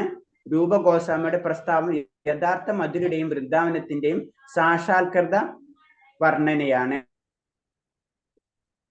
അപ്പൊ ശരിക്കും പറഞ്ഞു തരാണ്, ആ രൂപ ഗോസ്വാമി ആ ഏരിയനെ പറ്റി നമുക്ക് പറഞ്ഞു തരാണ്. മധുരയും വൃന്ദാവനവും സർവ്വശായതിയിലാണ് ഈ സ്ഥലത്ത് സ്ഥിതി ചെയ്യുന്നതെന്ന് ഈ വിശേഷണങ്ങൾ തെളിയിക്കുന്നു. അപ്പൊ വൃന്ദാവനമാണെങ്കിലും മധുരയാണെങ്കിലും അത് ആത്മീയം നിറഞ്ഞു നിൽക്കുന്ന സ്ഥലങ്ങൾ തന്നെയാണ്. അത് ഭൗതികമായിട്ട് നമ്മൾ അതിനെ കാണരുത് എന്നാണ് പറയുന്നത്. അത് ഭഗവാൻ എവിടെ വന്ന് ടച്ച് ചെയ്തിട്ടുണ്ടോ അത് അതീന്ദ്രിയ അവസ്ഥയിലേക്ക് കടന്നു. ശരിക്കും പറഞ്ഞത് ഗോലോക വൃന്ദാവനത്തിന്റെ ഒരു പതിപ്പാണ് ഇവിടെ കാണുന്ന വൃന്ദാവനം. അത് ഗോലോകം, ഇത് വൃന്ദാവനം. അത് ഗോലോക വൃന്ദാവനം എന്ന് പറഞ്ഞാൽ ഭഗവാന്റെ പരമമായ സ്ഥാനം. ഇവിടെ വരുമ്പോ അതിന്റെ ഒരു പതിപ്പ്. അപ്പൊ അതെന്താണ്, അത് വൃന്ദാവനമായി മാറി. അതുപോലെ മധുരയും. അപ്പൊ ഇതൊക്കെ എന്താണ്, അതൊക്കെ അതീന്ദ്രിയം നിറഞ്ഞ സ്ഥലങ്ങളാണ്. അപ്പൊ നമ്മളെ ഭൗതികമായിട്ടുള്ള ഇന്ദ്രിയങ്ങൾ കൊണ്ടല്ല അത് നമ്മൾ മനസ്സിലാക്കേണ്ടത് എന്നാണ് പറഞ്ഞു തരുന്നത്. ഈ വിശേഷങ്ങൾ തെളിയിക്കുന്നു. ഇല്ലെങ്കിൽ ഈ സ്ഥലങ്ങൾ നമ്മുടെ അതീന്ദ്രിയ ഭാവങ്ങൾ ആഹ്വാനിച്ചെടുക്കാൻ സാധിക്കുമായിരുന്നില്ല. അപ്പൊ ആ സ്ഥലത്തിന്റെ പ്രത്യേകത അതാണ് പറഞ്ഞത്. കുറച്ചും കൂടെ കാവ്യാത്മകമായിട്ട് പറയാണ്, നമ്മുടെ അതീന്ദ്രിയമായ ഭാവങ്ങളെ, നമുക്ക് അതീന്ദ്രിയമായിട്ട് ഭാവം ഉണ്ടല്ലോ, അതിനെ ആഹ്വാനിച്ചെടുക്കാൻ കഴിയില്ല. ഇത്തരം അതീന്ദ്രിയ ഭാവങ്ങൾ മധുരയിലോ വൃന്ദാവനത്തിലേക്ക് കടക്കുന്ന നിമിഷത്തിൽ തന്നെ മാറ്റമില്ലാതെ നമ്മളിൽ ഉണർത്തപ്പെടുന്നുണ്ട് അല്ലെ? സിമ്പിളായിട്ട് നമ്മൾ നല്ല ഐശ്വര്യമുള്ള ഒരു ക്ഷേത്രത്തിൽ പോട്ടെ, നമ്മളൊരു ഐശ്വര്യമുള്ള ഒരു കുടുംബത്തിൽ കയറുമ്പോഴും നമുക്കൊരു പ്രത്യേകത അനുഭവപ്പെടും അല്ലെ? എന്താണെന്ന് നമുക്കറിയില്ല. ഇതേപോലെ തന്നെ മധുരയിലും ഭഗവാന്റെ ലീലകൾ നടന്ന സ്ഥലത്തിലേക്ക് നമ്മൾ കടക്കുന്ന നിമിഷത്തിൽ തന്നെ നമുക്കിത് സംഭവിക്കുന്നുണ്ട്. അതാണ് മധുരവാസത്തിനും അതേപോലെ തന്നെ ഇങ്ങനത്തെ പുണ്യക്ഷേത്രങ്ങളും നമ്മൾ സന്ദർശിക്കണം എന്ന് പറയുന്നതിന്റെ കാരണം. നമ്മളെ 5 തലങ്ങളിൽ ഒരെണ്ണാണ് മധുരവാസം. ഭക്തിയുത സേവനത്തെ കുറിച്ചുള്ള ഈ പ്രസ്താവന അതിശോക്തിയായ പരമെന്ന് തോന്നിയേക്കാം. എന്നാൽ ഇതിന്റെ അതിശോക്തി സ്പർശമേയില്ല. അപ്പൊ നമുക്ക് സാധാരണ രീതിയിൽ ഇതൊക്കെ എന്താണ്, അതിശോക്തിയാണെന്ന് വിചാരിക്കും. പക്ഷെ ഇതിന് ഒരു അതിശോക്തി ഇല്ല, അത് സത്യമാണ്. മതഗ്രന്ഥങ്ങളെ കുറിച്ച് പല ഭക്തന്മാർക്കും ഇത്തരം സമ്പർക്കത്തിന് ബലം ഉണ്ടായത് വളരെ പെട്ടെന്നായിരുന്നു മതഗ്രന്ഥം അനുസരിച്ച്. അപ്പൊ നമ്മുടെ ഗ്രന്ഥങ്ങളിലൊക്കെ ഇത് വിശദമായിട്ട് പറഞ്ഞിട്ടുണ്ട്. ഇങ്ങനെ സ്ഥലത്ത് പോകുമ്പോൾ നമുക്ക് അതിന്റെ ബലം ലഭിച്ചിരിക്കും. എല്ലാവർക്കും ഇത് സാധിച്ചിട്ടില്ലെങ്കിലും, ഉദാഹരണത്തിന് ക്ഷേത്രത്തിന്റെ സുഗന്ധ വസ്തുക്കൾ റാണിച്ച് നിമിഷത്തിൽ തന്നെ കുമാരന്മാർ ഭക്തനായിത്തീരുന്നു. അപ്പൊ എല്ലാവർക്കും ഇത് ലഭിക്കണം എന്നില്ല പരിപൂർണമായിട്ട്, എന്നാൽ എല്ലാവർക്കും ഇത് സാധിച്ചിട്ടില്ലെങ്കിലും, അപ്പൊ ചിലവർക്ക് സാധിക്കാതിരിക്കുക. പക്ഷെ 90% അതിൽ കടക്കുന്നവർക്കും എന്തായാലും ചെറിയ ചെറിയ വ്യത്യാസങ്ങൾ ആ വ്യക്തിക്ക് സംഭവിച്ചിരിക്കും. അപ്പൊ എന്താണ് അവിടെ അതിന് ഉദാഹരണം പറയാണ്, ആര് കുമാരന്മാരുടെ കാര്യം പറയണം അല്ലെ? ഭഗവാനില് അർപ്പിച്ച പാദങ്ങളിൽ അർപ്പിച്ച പുഷ്പങ്ങൾ ഗന്ധം നുകരുന്നത് കൊണ്ടാണ് കുമാരന്മാർക്ക് പിന്നെ ഭക്തിയിലേക്ക് 4 കുമാരന്മാര് ഭക്തിയിലേക്ക് കടക്കുന്നത്. അതിന്റെ ഉദാഹരണം പറയാണ്. അതിനാൽ ഭഗവാന്റെ സ്ഥലത്തിന്റെ പ്രത്യേകത എന്ന് പറഞ്ഞു തരാണ്. കൃഷ്ണനെ കുറിച്ച് കേട്ട നിമിഷത്തിൽ തന്നെ തന്റെ സുന്ദരിയായ കാമുകിയെ പോലും ഉപേക്ഷിച്ച് വില്ലമംഗല ഠാക്കൂർ മധുരയിൽ വൃന്ദാവനത്തിലെത്തി ഒരു തികഞ്ഞ വൈഷ്ണവനായി മാറി. വില്ലമംഗല ഠാക്കൂർ കാരണം എന്ന് വെച്ച് കഴിഞ്ഞാൽ കഥ നമുക്ക് ജനറൽ ആയിട്ട് അറിയാം, അതിൽ ഞാൻ കൂടുതൽ അടക്കണില്ല. അപ്പൊ അതില് ഞാനത് പറഞ്ഞു തന്നപ്പോഴാണ് ശരിക്കും ഭഗവാന്റെ ആലിലേക്ക് എടുക്കുന്ന ഒരു രൂപമില്ലേ, ഉണ്ണിക്കണ്ണൻ. ആ ഉണ്ണിക്കണ്ണന്റെ രൂപം അല്ലേ? അതില് ഭഗവാൻ വിരല് കടിക്കുന്നില്ലേ? ഓവ്. അതെന്താ വിരല് കടിക്കുന്നത് ഭഗവാൻ? തള്ളവരിൽ ഇങ്ങനെ കുടിച്ചു കിടക്കുന്ന ഒരു ഭാവം. വിരല് കുടിച്ചു കിടക്കുന്നുണ്ടല്ലോ, അതിന്റെ കാരണം എന്താണ്? കരാരവിന്ദേന പദാരവിന്ദം. കാരാരവിന്ദ് പറഞ്ഞത് കരാരവിന്ദേന പദാരവിന്ദം പരാരവിന്ദം മുഖാരവിന്ദേ വിനിവേശയന്തം വടസ്യപത്രസ്യ പുടേശയാനം ബാലം മുകുന്ദം മനസ്സാ സ്മരാമി അല്ലേ? ആ ഇത് പറയാൻ വേണ്ടിയാണ് പറഞ്ഞത്. കാരണം അതിന്റെ അർത്ഥം എന്താ പറഞ്ഞത്? അതായത് അതിന്റെ പറയുന്നത് താമരപ്പൂ പോലുള്ള കൈകൾ കൊണ്ട് താമരപ്പോലുള്ള പാദങ്ങളെ പിടിച്ച് താമരപ്പോലുള്ള വായിൽ വെച്ച് ആ ഇലയിൽ ശയിക്കുന്ന ആ ബാലമുകുന്ദനെ ഞാൻ സ്മരിക്കുന്നു. ഇതാരെ എഴുതിയിട്ടുള്ളത്? വില്യമംഗല സ്വാമി ഠാക്കൂറാണ്. മനസ്സിലായ? അപ്പൊ അത് എഴുതിയിട്ടുള്ള ഏതാണ്? അത് കൃഷ്ണ കർണാമൃതത്തിലുള്ളതാണത്. കൃഷ്ണ കർണാമൃതത്തില് വില്യമംഗല ഠാക്കൂർ, നമ്മൾ വില്യമൻ ഠാക്കൂർ പറഞ്ഞപ്പോഴാണ് അദ്ദേഹം എഴുതിയിട്ടുള്ളതാണ്. അതിന്റെ വേറൊരു രീതി എന്ന് പറഞ്ഞു കഴിഞ്ഞാല് ഭഗവാൻ പ്രളയജലത്തിൽ അല്ലെ മാർക്കണ്ഡേയ മുനിക്ക് കാണിച്ചു കൊടുക്കണാണ് ഭഗവാൻ അല്ലെ? അപ്പൊ എന്താണ് അതില് പ്രളയത്തിൽ മുഴുവനും പ്രളയമാണ് വെള്ളത്തിൽ, പക്ഷെ ഭഗവാന് മാത്രം പ്രളയം ബാധിക്കില്ല. അത് അതിന്റെ വേറൊരു തത്വങ്ങൾ. അപ്പൊ ഭഗവാൻ അപ്പോഴും എന്താ ചെയ്തുകൊണ്ടിരിക്കുന്നത് അല്ലെ? അപ്പോഴും ഇത്രയും പ്രളയം പൊട്ടുമ്പോ എല്ലാ പ്രശ്നങ്ങളും നടക്കുമ്പോ ഭഗവാൻ ചെയ്യുന്നത് എന്താണ്? തന്റെ കാൽവിരലിന്റെ എന്താ ചെയ്യുന്നത്? ടേസ്റ്റ് ചെയ്തുകൊണ്ടിരിക്കുകയാണ് അല്ലെ? അതാണ് എന്തുകൊണ്ട് ഭഗവാൻ കാലിന്റെ വിരൽ ടേസ്റ്റ് ചെയ്യാൻ കാരണം എന്താണ്? അതല്ലേ ഇമ്പോർട്ടന്റ് അല്ലേ? അത് ഭക്തന്മാരെ വിളിക്കാൻ വേണ്ടി, ഭക്തന്മാർക്ക് അല്ലെ? നമ്മൾ ഇന്നലെ പറഞ്ഞ പോയിന്റ്സ്. പാദഭക്തിയാണ് ഏറ്റവും ഇമ്പോർട്ടന്റ് അല്ലെ? ഭഗവാൻ തന്നെ നോക്കാണ്. ഭഗവാൻ തന്നെ നോക്കണം എല്ലാവരും എന്റെ കാലിന് ഇത്ര മധുരമുണ്ടോ? മനസ്സിലായില്ലേ? അതിന് അങ്ങനെയാണ് അതിന്റെ ഭക്തിയിലെ പ്രേമരസമൊക്കെ അങ്ങനെയാണ് പോണത്. ഇതൊന്നും കഥയോ അതിശോക്തിയോ അല്ല, അവയെല്ലാം വസ്തുതകളാണ്. എല്ലാ അത് പറഞ്ഞ പോയിന്റ്സ് തന്നെയാണ്.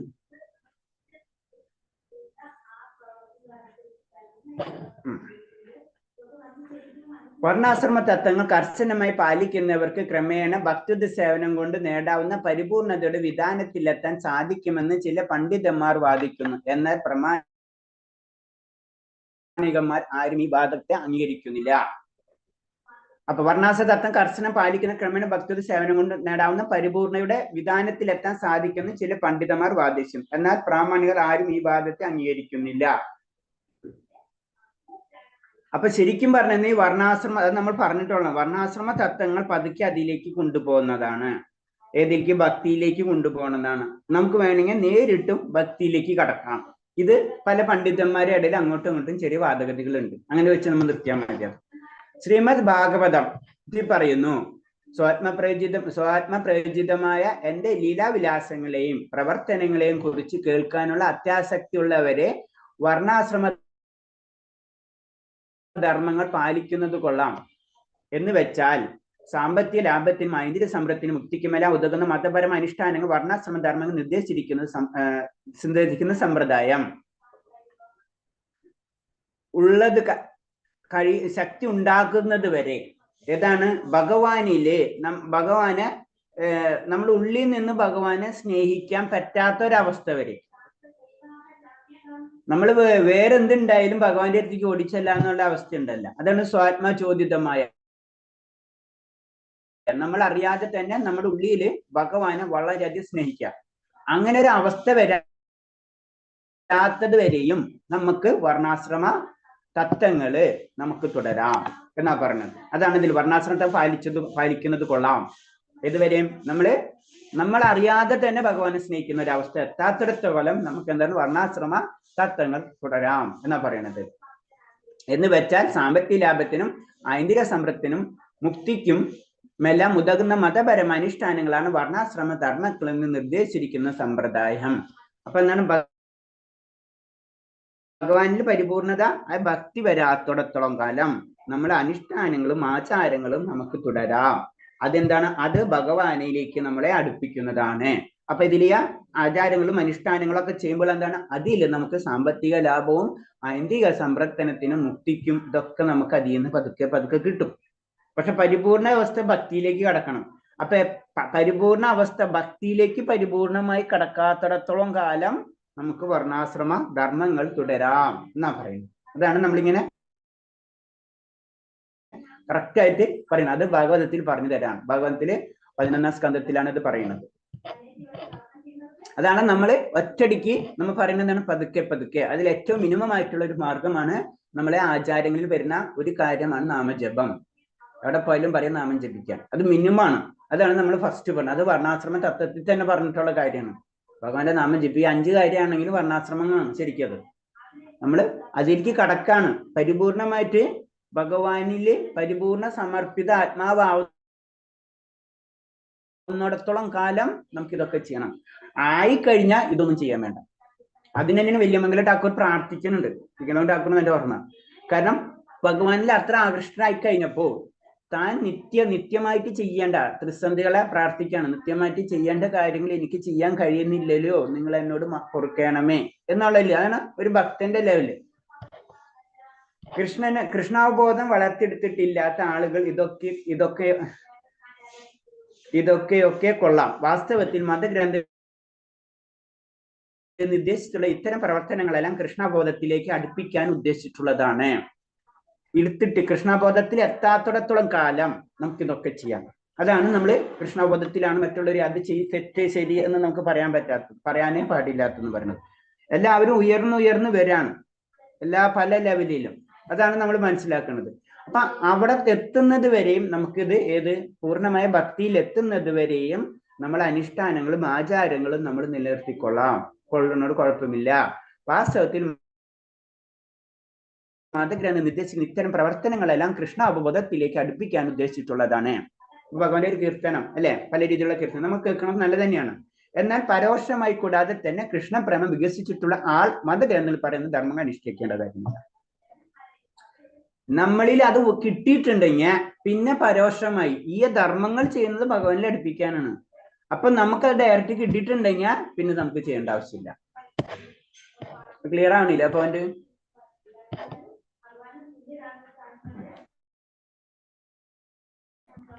ഹരേ കൃഷ്ണ. ഹരേ കൃഷ്ണ. വല്യമംഗലത്തിന്റെ കഥ ക്ലിയർ അല്ലേ? അപ്പൊ അതില് പാദഭക്തി ചെയ്യുന്നതൊക്കെ ഹരാരവിന്ദ നമുക്ക് കേട്ടിട്ടുണ്ട്. പക്ഷെ ഇത് എവിടെ നിന്ന് വന്നെന്നുള്ളത് നമുക്ക് അത്ര ശ്രദ്ധിച്ചിട്ടുണ്ടാവില്ല നമ്മള് അല്ലെ. അതന്നെ, എല്ലാത്തിനും പിറകിലൊരു കഥയുണ്ട്. അതുപോലെ തന്നെ ഇവര് പറയാറുണ്ട്, ചിലപ്പോ നാമം ജപിക്കുമ്പോ കുറെ പേര് നാമം ജപിക്കാൻ പറയുമ്പോഴേ അവര് പറയും ഏതും ജപിച്ചിട്ടൊന്നും ഒരു കാര്യമില്ല. അപ്പൊ ഞാൻ പറഞ്ഞു കൊടുക്കും, എന്തുകൊണ്ട് കാര്യമില്ല പറയണ? നിങ്ങൾ എന്തുകൊണ്ട് മാർക്കാണ്ഡേയന് ഇങ്ങനെ 16 വയസ്സല്ലായിരുന്നു, എന്നിട്ട് മാർക്കാണ്ഡേയന് ഉയർത്തി കിട്ടിയില്ലേ? ഭഗവാന്റെ പാദം പിടിച്ച കാരണല്ലേ കിട്ടിയത്. ഞാൻ എക്സാമ്പിൾ പറഞ്ഞു കൊടുക്കും അവർക്ക്. അപ്പൊ ഞാൻ പറഞ്ഞു, അവര് ഇതൊന്നും തലവര മാറ്റാൻ പറ്റില്ല, അത് ഇങ്ങനെ വരുള്ളൂ. ഞാൻ പറഞ്ഞു, ഒരു തലവരയും മാറ്റാൻ പറ്റില്ല, നാമം ജപിച്ചു വെക്ക, അപ്പൊ അറിയാം അതിന്റെ വില എന്ന് പറഞ്ഞു.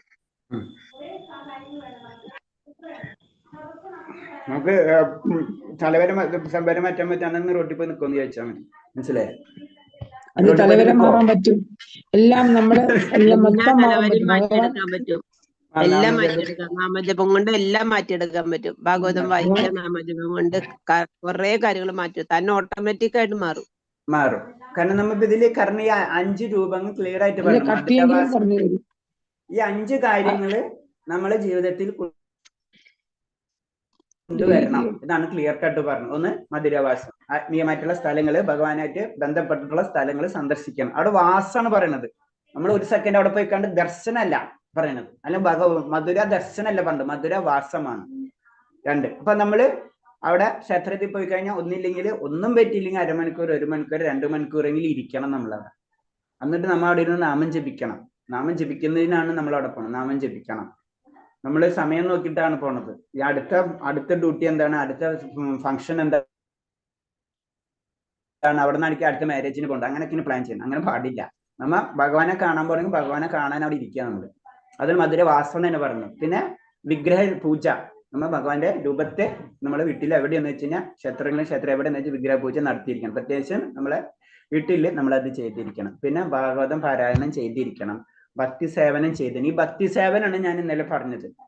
അത് ടഫാണ്. ഹരേ കൃഷ്ണ മഹാമന്ത്രം വരെ വലിയ കുഴപ്പമില്ല അല്ലെ. മധുരവാസം സാധാരണ എല്ലാവർക്കും ഇഷ്ടപ്പെടും.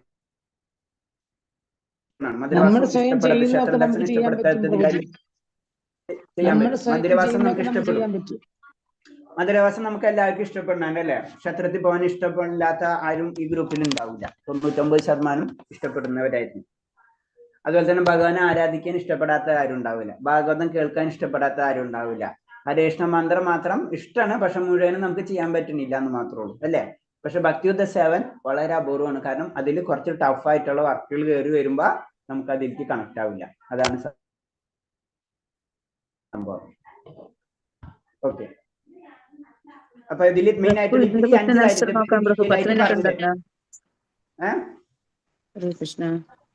ഓക്കെ, ഞാൻ അടുത്തതിലേക്ക് പോട്ടെ. അപ്പൊ അത് ക്ലിയർ ആയില്ലേ?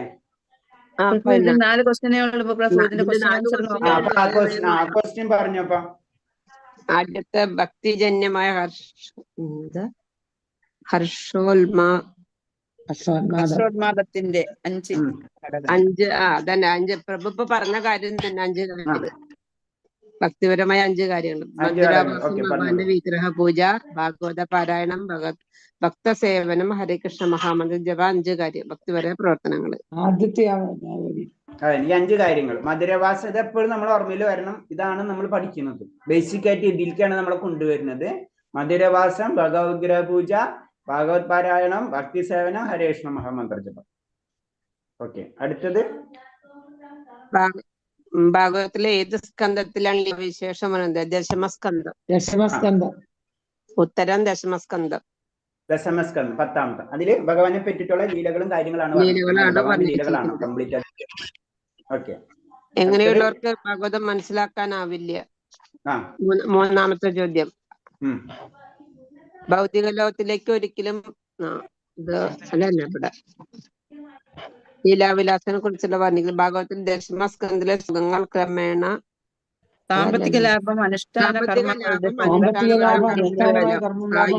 സായുജ്യം എന്നിവയെല്ലാം ചപ്പുചവറ് പോലെ എറിഞ്ഞു കളയുന്നവർക്ക് ഭാഗവതം മനസ്സിലാക്കാൻ സാധിക്കില്ല. അത് ഭൗതികമായിട്ടുള്ള കാര്യങ്ങൾ വലിച്ചെറിയപ്പെടാത്തോടത്തോളം കാലം നമുക്ക് ഭാഗവതം മനസ്സിലാവാൻ കഴിയില്ല അല്ലെ. ഇത് പറഞ്ഞിട്ടുള്ള സാമ്പത്തിക അനുഷ്ഠാന കർമ്മങ്ങൾ ഫലം സായുജ്യം എന്നിവ ചപ്പുചവറ്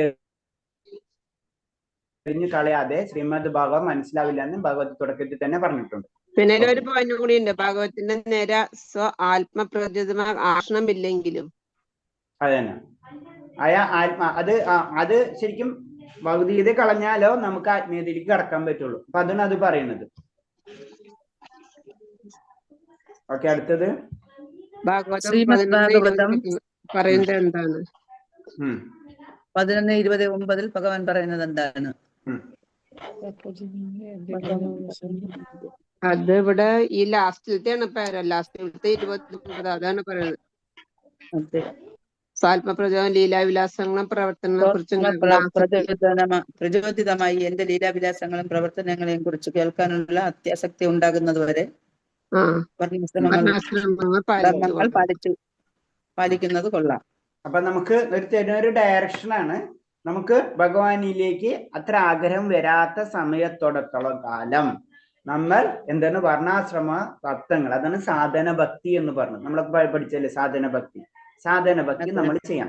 സാധന ചെയ്ത് നമ്മൾ അതിലേക്ക് എത്തും. നന്നായിട്ട് ഒരു പാട്ട് പാടാൻ പഠിക്കാൻ ആഗ്രഹം ഉണ്ടെങ്കിൽ നമ്മൾ പാട്ട് ഡെയിലി നമ്മൾ സാധന ചെയ്ത് പാട്ടിലേക്ക് കൊണ്ടുവരണം. അപ്പൊ നമുക്ക് കിട്ടും. നന്നായിട്ട് പാടാൻ കഴിവ് നമുക്ക് കിട്ടുമ്പോ നമ്മൾ അറിയാണ്ട് പാട്ട് പാടും, അല്ലെങ്കിൽ പാട്ട്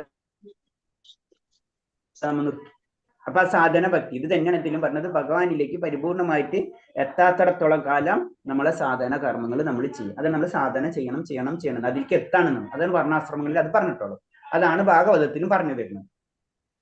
ഓക്കെ, ഹരേ കൃഷ്ണ. പക്ഷെ എനിക്കിതിലെ ഈ പ്രഭുജി നാരദ ഒന്നുകൂടെ ഒന്ന് പറഞ്ഞേ പ്രഭുജി. പറഞ്ഞില്ലേ നാരദ മഹർഷിയുടെ ശബ്ദം കേൾക്കുന്നത് അത് എത്ര മഹാത്മാക്കൾക്കൊക്കെ ശരിയാവുമല്ലേ? ആ എന്താ ഇതില്ല എന്തൊരു പ്രഭുക്കില് കൊറേ ജയപതാക പ്രഭ അവർക്കൊക്കെ കേൾക്കാൻ സാധിക്കുന്നുണ്ടാവുമല്ലേ? കേൾക്കാൻ സാധിക്കുന്നുണ്ടാവുമല്ലേ? ഗുരുമഹാരാജന്റെ അവർക്കൊക്കെ കേൾക്കാൻ അത് ഈ ഉയർന്ന നാരദന്റെ തലത്തിലുള്ളവർക്കത് കേൾക്കാൻ ഉയർന്ന സാധിക്കുന്നുണ്ടാവും തലത്തിൽ അല്ലേ? അല്ലെ ഉയർന്ന തലത്തിൽ എത്തുമ്പോള് ഭക്തന്മാര്, അതായത് ചുരുക്കി പറഞ്ഞാൽ മതി, ഓരോരുത്തരും ഇപ്പൊ നമുക്ക് ഇപ്പൊ ജനറൽ ആയിട്ട് നമ്മൾ പെട്ടെന്ന് മനസ്സിലാവുമെന്ന് വെച്ച് കഴിഞ്ഞാല് ചില വ്യക്തികളെ നമുക്ക് ഇഷ്ടമായിരിക്കും. നമ്മളൊരു മാരേജ് ഫംഗ്ഷന് പോകുന്നിരിക്കാം, ഞാൻ പറഞ്ഞിട്ടുണ്ട്, ചില വ്യക്തികളെ കാണുമ്പോഴേക്കും നമ്മൾ ചെന്ന് വർത്താനൊക്കെ പറയും, വളരെ സ്നേഹത്തോട് സംസാരിക്കും. ചില വ്യക്തികളെ ആളെ നമ്മൾ കണ്ടിട്ടുണ്ടാവില്ല, പക്ഷെ എന്നാലും അവരെ നമ്മൾ അറ്റാച്ച്ഡ് ആവില്ല. ചില വ്യക്തി കാണാൻ മീൻസ് എങ്ങനെയായാലും നെഗറ്റീവ് ആയാലും പോസിറ്റീവ് ആയാലും നമുക്ക് കാണാതെ അവരായിട്ട് കണക്ട് ആയിട്ടുണ്ടാവും. ശ്രദ്ധിച്ചിട്ടില്ല അത്? ശരിയാണ് പ്രഭുജി. അത് ചില ആൾക്കാരായിട്ട് വളരെ പെട്ടെന്ന് നമുക്കൊരു അല്ല ആകർഷണം വരും. ഇനി പ്രഭുവിനെ തൃപ്രാറ് കാണുവാണെങ്കിലോ? കൃഷ്ണ അല്ലേ? അപ്പൊ അതിൽ തന്നെ മനസ്സിലാക്കിയേ അല്ലേ? നമുക്ക് പ്രെയർ കാണുമ്പോൾ എന്താണ് സംഭവിക്കുക? നമ്മളൊരു അറ്റാച്ച്മെന്റ് ഉണ്ട് അല്ലേ? നമ്മൾ തമ്മിൽ അറിയാണ്ട് ഒരു കണക്ഷൻ നമുക്ക് വന്നിട്ടുണ്ട് അല്ലേ? അത് എല്ലാവരായിട്ട് വരണമെന്നില്ല. ചില ഭഗവാനുമായിട്ടുള്ള ഒരു അടുപ്പമുള്ളവർക്ക് മാത്രമേ അങ്ങനെ ഒരു അടുപ്പം നമുക്ക് അറിയാതെ അപ്പൊ എന്താണ് അതിന്റെ പല തലങ്ങളുണ്ട് അല്ലെ? പല തലങ്ങളുണ്ടെന്ന് മനസ്സിലായി അല്ലെ? അപ്പൊ എന്താണ് ഭക്തമാരിൽ അങ്ങനത്തെ തലങ്ങൾ ഉണ്ടാവും. അപ്പൊ ഉയർന്ന ഭക്തന്മാരായിട്ട് കണക്ഷൻ ഉണ്ടാവും. അതാണ് ഉയർന്ന ലെവലിൽ എത്തുമ്പോ അപ്പൊ നാരദ മഹർഷി അവിടെ എത്തി, മനസ്സിലായേ? അവര് പിന്നെ ഒന്നിച്ചാണ്, ഭക്തന്മാർ ഒന്നിച്ചാണ് ഭഗവാനെ കീർത്തിക്കുക. അതാണ് പറഞ്ഞ അത്രയും ലെവലിലേക്ക് ഉയരുമ്പോ നാരദ മഹർഷിയും ഭക്തനാണ് അല്ലെ? ഒരു ഭക്തൻ എന്താണ് വേറൊരു ഭക്തന്റെ കൂടെ നിന്ന് കീർത്തനം ചെയ്യും. അതാണ് ആ പോയിന്റ് പറഞ്ഞു തരുന്നത്.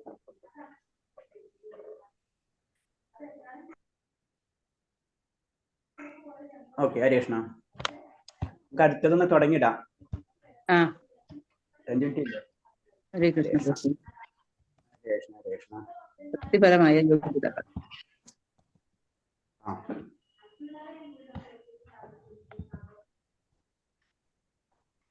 ഇത് കഴിയുമ്പോഴേക്ക് ഈ ക്ലാസ് കഴിയുമ്പോഴേക്ക് എല്ലാവരും 16 മാല ജപിക്കുന്നതാണ് അമ്പലത്തിന്റെ ഡയറക്ഷൻ. ഹരേ കൃഷ്ണ. അല്ലെങ്കിൽ ടീച്ചേഴ്സിനെ പറയാം, ടീച്ചറിനെ നിങ്ങൾ എന്താ ഭക്തിയല്ല പഠിപ്പിക്കണമെന്ന് ചോദിക്കും. നാമജപം പഠിപ്പിക്കാൻ പറയും ക്ലാസ് നിർത്തിയിട്ട്. ഡെയിലി അത്ര നേരം ഒരു അരമണിക്കൂർ നാമം ജപിക്കാൻ പറയും. അങ്ങനെ എല്ലാവരും നാമജപം മസ്റ്റാണ്. 14 നമ്മള് 14. ഓക്കെ, അപ്പൊ എല്ലാവരും നാമം ജപിക്കാട്ടാ എല്ലാവരും. ചില ക്ലാസ്സിലൊക്കെ 2 റൗണ്ട് ജപിച്ചിട്ടാ ക്ലാസ് തുടങ്ങുള്ളൂ. രാവിലെ ക്ലാസ്സിലുണ്ടോ? അതിപ്പോ അതിന് പറഞ്ഞത് ഒന്നില്ലെങ്കിൽ നമ്മള് കാലത്ത് ചെയ്യാം, 3:30 മുതൽ 5:30 വരെ, വൈകിട്ട് നമ്മൾ സമയത്തിനനുസരിച്ച് സെറ്റ് ചെയ്യാത്. അടുത്തത് പറയണത് ഓക്കെ ശരി മാതാജി. അപ്പൊ അടുത്തത് പറയണത് ഭക്തിപരമായിട്ടുള്ള യോഗ്യതകൾ. അപ്പൊ യോഗ്യതകളെ പറ്റി പറഞ്ഞു തരണം. ഭക്തിപരമായിട്ടുള്ള യോഗ്യതകളെ പറ്റി പറഞ്ഞു തരാണ്. അതില് ഭഗവാൻ ഭഗവത്ഗീതയിൽ പറഞ്ഞിട്ടുണ്ട്, ഭക്തി സേവനത്തിലൂടെ മാത്രമേ എന്നെ മനസ്സിലാക്കാൻ കഴിയുള്ളൂ. അത് ക്ലിയർ ആയിട്ട് ഭഗവാൻ പറഞ്ഞു തരുന്ന ശ്ലോകം ഉണ്ട്. പറഞ്ഞിട്ടുള്ള ശ്ലോകം വരുന്നുണ്ട്. അത് അതിൽ പറഞ്ഞാണ് ഭക്തി സേവനത്തിലൂടെ മാത്രമേ എന്നെ മനസ്സിലാക്കൂ. ഗീതയുടെ തുടക്കത്തിൽ അർജുനോട് പറഞ്ഞു, നീ എന്റെ ഭക്തനായതുകൊണ്ടും ഈ രഹസ്യങ്ങൾ ഞാൻ പഠിപ്പിച്ചു തരാം. അപ്പൊ ഭക്തന് മാത്രമേ ഭഗവാനെ അറിയാൻ കഴിയുള്ളൂ, അല്ലെങ്കിൽ ഭക്തിയുത സേവനം അറിയാൻ കഴിയുള്ളൂ എന്ന് പറഞ്ഞു തരാണ്. അപ്പൊ എന്താണ് ഭക്തനാവാം, അതാണ് ചുരുക്കി പറഞ്ഞു തരുന്നത്. നീ വൈദിക ജ്ഞാനം എന്നാൽ ഭഗവാനെ അറിയുക എന്നതാണ്. വേദങ്ങളെല്ലാം തന്നെ ഭഗവാനെ അറിയാനുള്ള കാര്യങ്ങളാണ് നമ്മളെ പഠിപ്പിക്കുന്നത്. അദ്ദേഹത്തിന്റെ രാജ്യത്തിൽ പ്രവേശിക്കുന്ന മാർഗം ഭക്തിയുടെ സേവനവും. അപ്പൊ ഭഗവാൻ അറിഞ്ഞ് ഭഗവാന്റെ ഇപ്പൊ നമുക്ക് ഡൽഹി അറിഞ്ഞു നമ്മൾ ഡൽഹിയിലേക്ക് പോകണം, അത് നമ്മളെ ഏതോ ജ്ഞാനം കിട്ടി, പിന്നെ നമ്മൾ പോണതാണ് ഭക്തിയുടെ സേവനം. അറിവ് കിട്ടിയിട്ട് കാര്യമില്ല. ഡൽഹി ഇങ്ങനെയാണ്, ഈ ട്രെയിനിൽ പോകണം, ഈ ഫ്ലൈറ്റിൽ പോകണം എന്നൊക്കെ അറിവ് കിട്ടി. പക്ഷെ കയറി ഇറങ്ങി നമ്മൾ കയറി ഇരിക്കണം, ഫ്ലൈറ്റ് ടിക്കറ്റ് എടുക്കണം, ട്രെയിൻ ടിക്കറ്റ് എടുക്കണം, എന്നിട്ട് നമ്മൾ ആ ട്രെയിനിൽ കയറി ഇരുന്നാലോ നമ്മൾ എവിടെ എത്തുള്ളൂ, ഡൽഹിയിൽ എത്തുള്ളൂ എന്നത് പറഞ്ഞ പോലെ ഞാനും കിട്ടിയിട്ട് കാര്യമില്ല, അത് ഞാനും പ്രാക്ടിക്കലാക്കണം. അതാണ് ഭക്തിയുത സേവനം എന്ന് പറയുന്നത്. അപ്പൊ അധികാര മതഗ്രന്ഥങ്ങളെല്ലാം ഇക്കാര്യം അംഗീകരിക്കുന്നുണ്ട്. താത്വികമായ ഗവേഷണത്തിൽ മറ്റുള്ളവരെ പരാജയപ്പെടുത്താനുള്ള ശ്രമത്തിൽ അവർക്ക് ഭക്തിയുത ഹർമേഷം വളർത്താൻ കഴിയാതെ പോകുന്നു. ജ്ഞാനം കിട്ടിയിട്ട് ആ ജ്ഞാനം മറ്റുള്ളവരോട് പറഞ്ഞ് അതിൽ തർക്കിച്ചിട്ട് കാര്യമില്ല. അല്ലെ, ഡൽഹി പോണം, ഇല്ല ഡൽഹിയില് പൊല്യൂഷൻ ആണ്, അല്ലെങ്കിൽ ഡൽഹിയില് പ്രൈം മിനിസ്റ്റർ ഇല്ല എന്നൊക്കെ പറഞ്ഞ് അങ്ങോട്ടും ഇങ്ങോട്ടും, അല്ല പ്രൈം മിനിസ്റ്റർ ഉണ്ട് ഞാൻ പോയി ഇപ്പൊ കണ്ടല്ലേ, അങ്ങനെയൊക്കെ വെറുതെ സംസാരിച്ചിരുന്നിട്ട് കാര്യമില്ല. അവിടെ പോയി അനുഭവിക്കരുത്, എന്നാലേ കാര്യങ്ങൾ മനസ്സിലാവുള്ളൂ എന്നാണ് പറഞ്ഞത്. അതാണ് താത്വിക ഗവേഷണം മറ്റുള്ളവരെ പരാജയപ്പെടുത്താനുള്ള ശ്രമത്തിൽ അവർക്ക് ഭക്തിയുടെ അശ്വത്മത വളർത്താൻ കഴിയാതെ പോകുന്നു. ഇവിടെ ഇരുന്ന് പോണേല് മുന്നേ ഇവിടെ ഇരുന്ന് ഇങ്ങനെ സംസാരിച്ചുകൊണ്ടിരുന്നിട്ട് കാര്യമില്ല, അവിടെ പോകാം, അതിനുള്ള പ്രവർത്തനങ്ങൾ ചെയ്യാം, അതാണ് പറയുന്നത്. ശ്രീമദ് ഭാഗവതത്തിൽ 11-ാം സ്കന്ധത്തിൽ പറയുന്നത്, ഉദ്ധവരെ എന്റെ സേവനം ഗൗരവമായി എടുക്കുന്നവർക്ക് ദാർശനിക അഭ്യൂഹങ്ങളെയും കൃത്രിമമായ ത്യാഗത്തിന്റെയും ഒരു തരത്തിലും ഗുണം ചെയ്യില്ല. അപ്പൊ സീരിയസ് ആയിട്ട് എടുക്കണം നമ്മൾ. അപ്പൊ വെറുതെ നമ്മള് അതിനെപ്പറ്റി ഊഹാഭോഹങ്ങൾ എന്ന് പറയുന്നത് ആ ജ്ഞാനത്തെ പറയില്ലേ, വിശകലനം ചെയ്യാം, ജ്ഞാനത്തെ വിശകലനം ചെയ്യാം, വിശകലനം ചെയ്ത് ഇവിടെ ഇരിക്കും, അതാണ് പറഞ്ഞത്. അതുകൊണ്ട് കാര്യമില്ല, അതുകൊണ്ട് ഒരു ഗുണവും ചെയ്യില്ല. എന്റെ ഭക്തനായി തീരുന്നതോടെ ഭൗതിക സുഖങ്ങളുടെ ത്യാഗം കൊണ്ട് ഉണ്ടാകുന്ന ബലം താനെ കൈവന്നുകൊള്ളും. ഭക്തനായി തീരുമ്പോ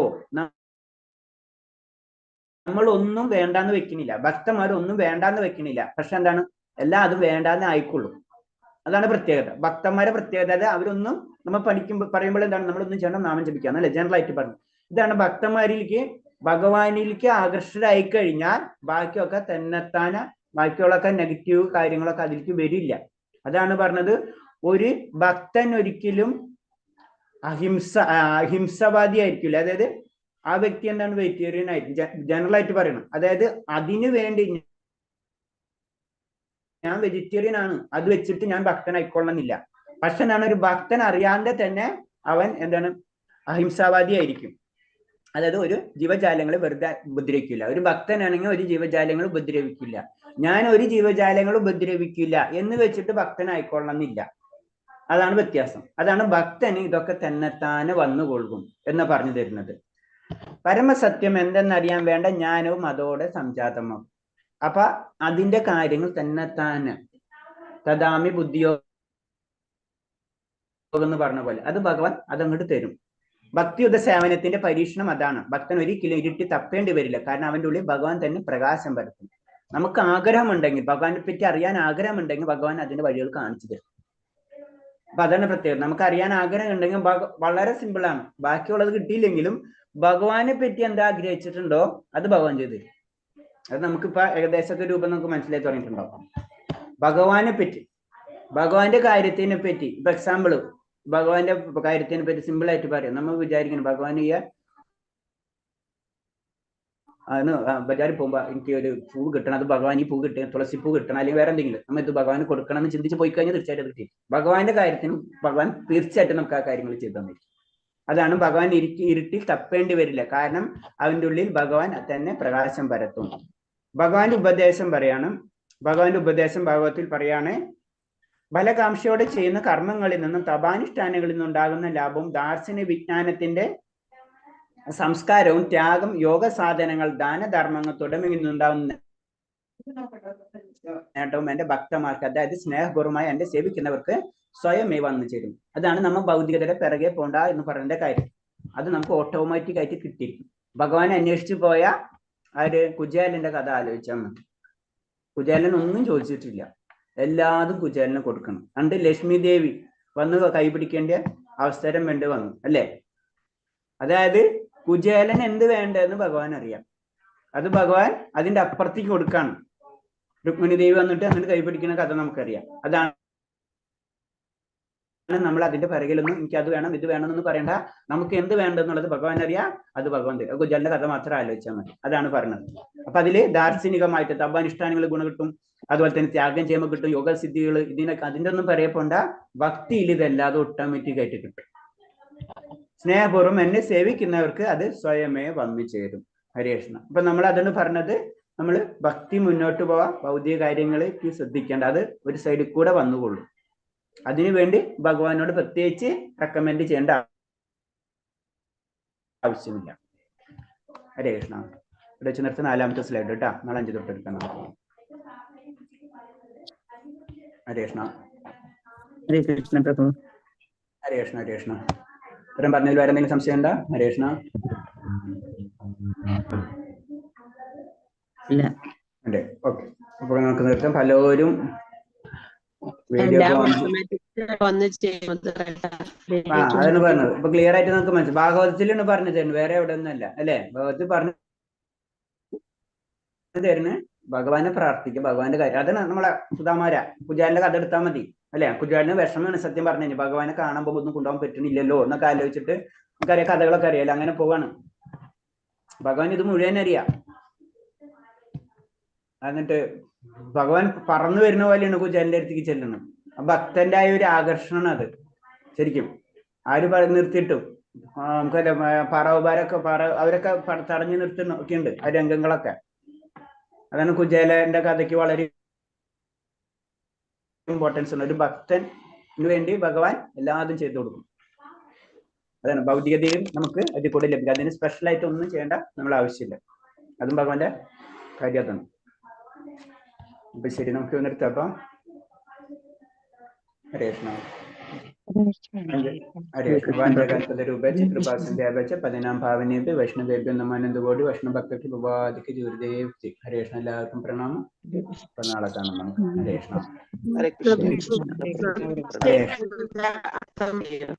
ഹരേ കൃഷ്ണ. ഹരേ കൃഷ്ണ. ഇപ്പൊ ചൊല്ലിയ ശ്ലോകത്തിന്റെ അർത്ഥം എന്ത് നമ്മുടെ മോൻ ചെയ്ത്